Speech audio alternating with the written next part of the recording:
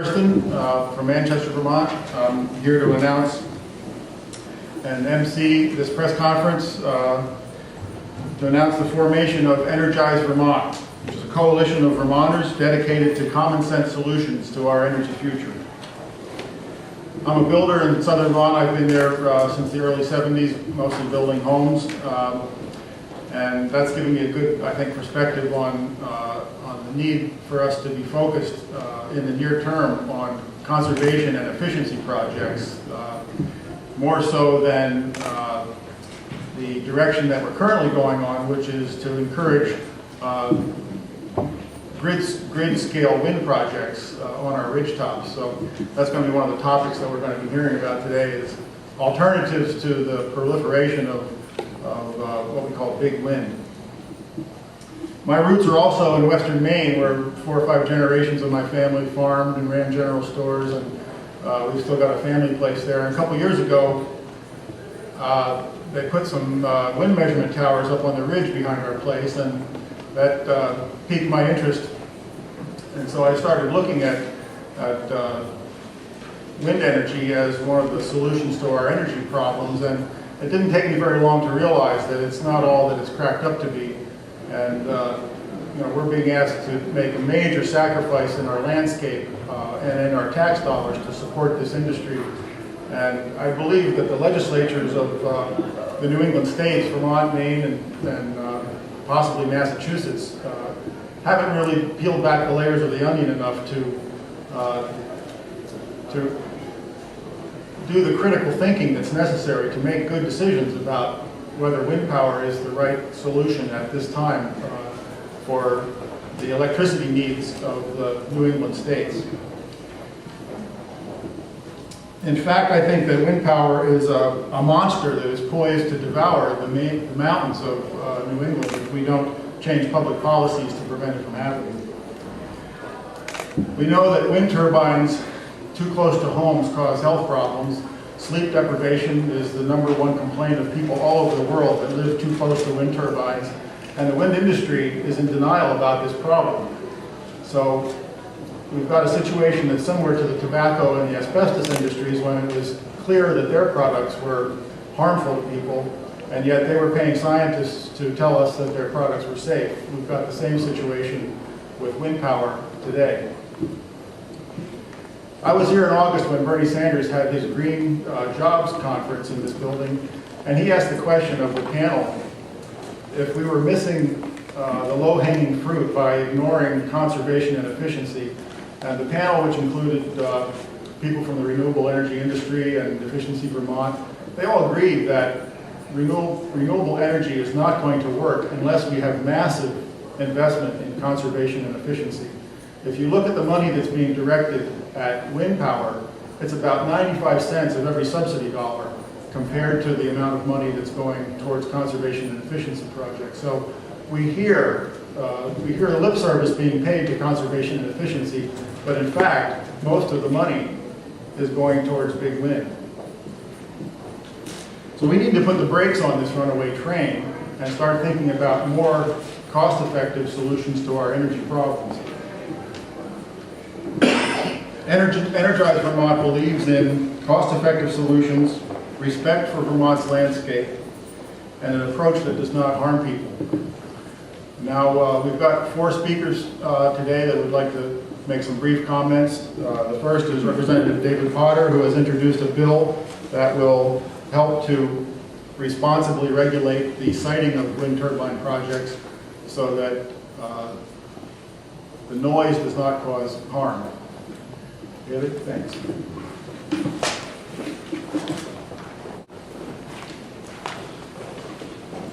Thank you, and it's great to see such a great big turnout from all across the state of folks that are really here to promote responsible renewable energy.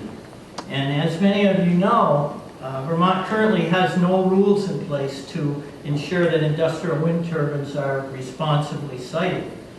And yet, it's pretty well established that industrial wind turbines can cause significant health and safety issues for some folks that live near them. Also, turbines placed on ridge lines can cause safety problems for pilots and for airports. And so I'm introducing two bills, of which quite a few other people have signed on, to look at these two issues and start a significant discussion here. The siting bill that I'm putting in establishes safety setback requirements for industrial turbines in three ways. And the first measure that we're taking is to have turbines that are basically on the level with occupants of houses to be sited 1.25 miles from any building where people live. And secondly, if those turbines are more than 500 feet up in the air on a ridge line, then that boundary, that buffer would be extended to 2 miles from any occupied building. And then thirdly, there's some sound decibel limits that we are establishing as a protection of public health based on the relative quiet levels during the day and quiet levels at night in rural settings. And these standards are sounds and to some of the inaudible low frequency sounds that are believed to impact human health more than the ones that you can hear. And these guidelines come out of research from a couple of individuals called Camperman and James. And it's those standards that would be applicable in the bill, and they're quite technical, and we certainly don't need to get into them here. And then the third part of or another part of that same bill deals with merchant power plants. And by merchant plants, we mean those that are for profit by the applicant.